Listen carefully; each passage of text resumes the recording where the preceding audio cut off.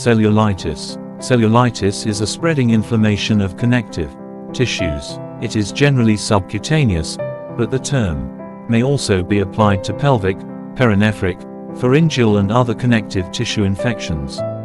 The common causative agent is the beta hemolytic group, a streptococcus, although Staphylococcus aureus is often involved. The invasiveness of the streptococcus is due to the production of hyaluronidase and streptokinase, which dissolve the intercellular matrix and the fibrin inflammatory barrier respectively.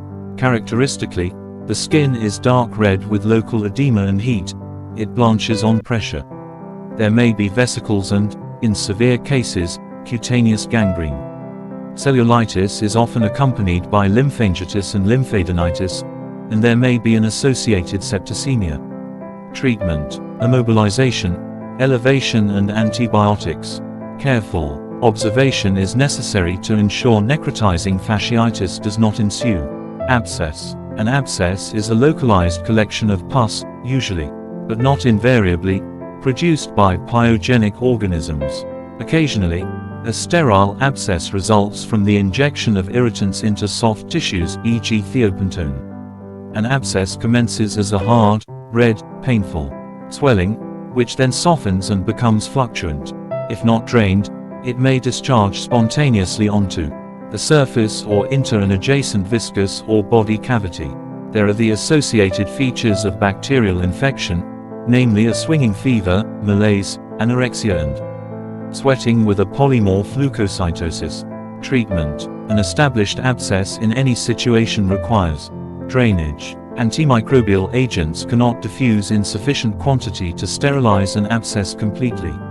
Pus left undrained continues to act as a source of toxemia and becomes surrounded by dense, fibrous tissue. The technique of abscess drainage depends on the site. The classic method, which is applicable to a superficial abscess, is to wait until there is fluctuation, and to insert the tip of a scalpel blade at this point.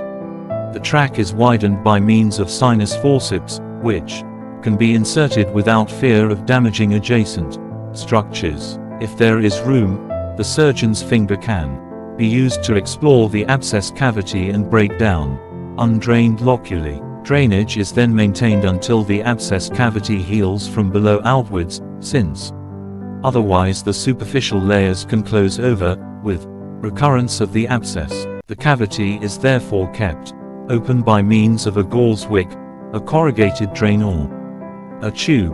The drain is gradually withdrawn until complete healing is achieved. Deep abscesses can be localized and drained percutaneously using ultrasound or computed tomography (CT) guidance. Boil. A boil, furuncle, is an abscess, usually due to the pyogenic staphylococcus, which involves a hair follicle and its associated glands. It is therefore not found on the hairless palm or sole, but is usually encountered where the skin is hairy, injured by friction or is dirty, and macerated by sweat. Thus, it occurs particularly on the neck, axilla and the perianal region. Occasionally, a furuncle may be the primary source of a staphylococcal septicemia and may be responsible for osteomyelitis, perinephric abscess or empyema, particularly in debilitated patients. A boil on the face may be complicated by a septic phlebitis spreading along the facial veins, resulting in thrombosis of the cavernous sinus. Differential diagnosis: hidradenitis suppurativa, multiple infected foci in the axillae or groins due to infection of the apocrine sweat glands of these regions are usually misdiagnosed as boils. They do not respond to antimicrobial therapy and can only be treated effectively by excision of the affected skin. If this is extensive, the defect may require grafting. Treatment: when pus is visible, the boil should be incised. Recurrent crops of boils should be treated by improving the general hygiene of the patient, and by the use of ultraviolet light and hexachlorophene baths, but systemic antibiotic therapy is seldom indicated. Carbuncle. A carbuncle is an area of subcutaneous necrosis that discharges onto the surface through multiple sinuses. It is usually staphylococcal in origin. The Subcutaneous tissues become honeycombed by small abscesses separated by fibrous strands. The condition is often associated with general debility, and diabetes, in particular, must be considered.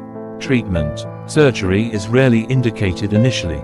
Antibiotic therapy is given and the carbuncle merely protected with sterile dressings. Occasionally, a large sloughing area eventually requires excision and a skin graft. Diabetes, if present, must be controlled.